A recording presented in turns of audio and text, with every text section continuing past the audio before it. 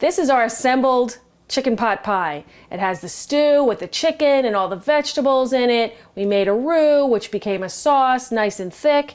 Then I laid on my puff pastry, which was rolled out, laid on top, and I cut some slits into it so that it doesn't break or shatter or just bubble up. Sometimes a puff pastry will bubble up if the heat gets trapped underneath. I didn't want any of that happening. So I did that, cut the slits in it, then I brushed it with an egg wash. An egg wash is something that you add to any kind of pastry or dough when you're going to bake it. A bread dough is a good example. It makes it nice and shiny and glistening.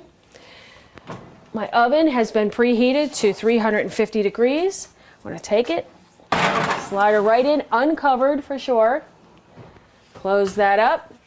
And that's going to bake for about 40 to 45 minutes until the pastry gets nice and fluffy. And in the next clip, I'm going to take it out of the oven and show you what we've got.